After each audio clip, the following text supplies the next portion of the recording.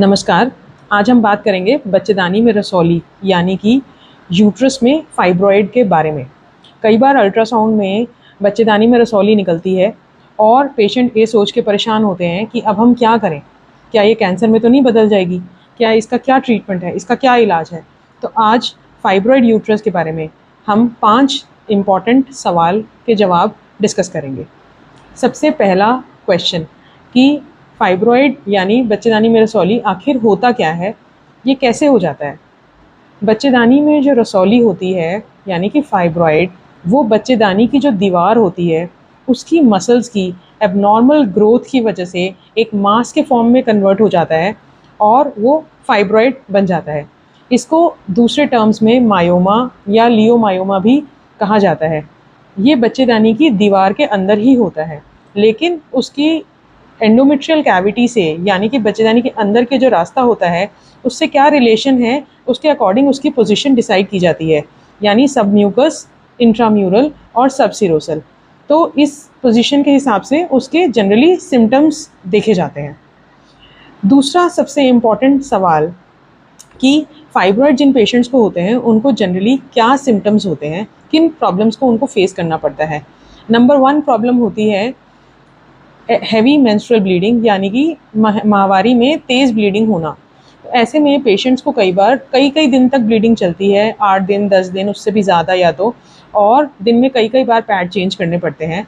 Clots की form में भी ब्लीडिंग आती है जिसमें बहुत ज़्यादा फ्लो होता है।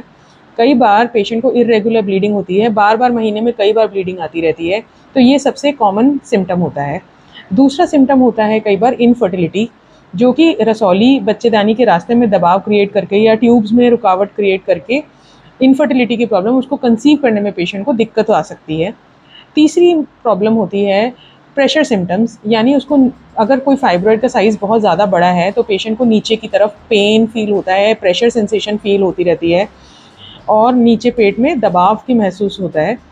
और कई बार अगर वो पेशाब की थैली पे या फिर पीछे लैट्रिन के रास्ते पे दबाव क्रिएट करे तो पेशाब करने में और लैट्रिन करने में भी, पॉटी करने में दिक्कत आ सकती है। तो कई बार ये फाइब्रॉइड्स एसिम्प्टोमेटिक भी होते हैं, यानी इनका कोई सिम्टम नहीं होता और पेशेंट अगर किसी और चीज़ के लिए अल्ट्रासाउंड करवाने जाए तो उसको नज़र आता है कि उसकी बच्चेदानी में रसौली है और वो डॉक्टर को कंसल्ट करता है। तीसरा सबसे इम्पॉर्टेंट सवाल होता है कि फाइब्रॉइड्स को कैसे डायग्नोज किया जाए। फाइब्रॉइड्स को डायग्नोज करने के लिए अल्ट्रासाउंड सबसे कॉमनली यूज्ड मोडालिटी होती है। अल्ट्रासाउंड की बहुत अच्छी सेंसिटिविटी है और मैक्सिमम केसेस में ट्रांसवेजाइनल अल्ट्रासाउंड यानी नीचे से वजाइना के रास्ते से जो अल्ट्रासाउंड किया जाता है उससे मैक्सिमम फाइब्रॉइड्स हम डायग्नोज डिटेक्ट कर सकते हैं। एमआरआई भी एक इम्पॉर्टेंट मोडालिटी होती है, लेकिन वो जनरली नहीं यूज़ की जाती। चौथा सवाल कि फाइब्रॉइड्स का आखिर क्या इलाज है, किस तरह से इनको ठीक किया जाए। फाइब्रॉइड्स का इलाज उनके सिम्टम्स पे डिपेंड करता है जो पेशेंट्स फेस कर रहे हैं। तो अगर पेशेंट को कोई सिम्टम नहीं है और फाइब्रॉइड ज़्यादा बड़े नहीं है साइज़ में तो उनको एज इट इज़ छोड़ा जा सकता है, उससे कोई प्रॉब्लम नहीं होती। नंबर 2, अगर पेशेंट को हैवी ब्लीडिंग की प्रॉब्लम है तो पहले मेडिसिन से उनको ट्रीट किया जा सकता है। जैसे कि हैवी फ्लो हो रहा है तो उनको फ्लो कम करने की मेडिसिन दी जा सकती है, उनको प्रोजेस्टेरोन हार्मोन्स दिए जा सकते हैं ताकि मेंसेस में हैवी ब्लीडिंग ना हो।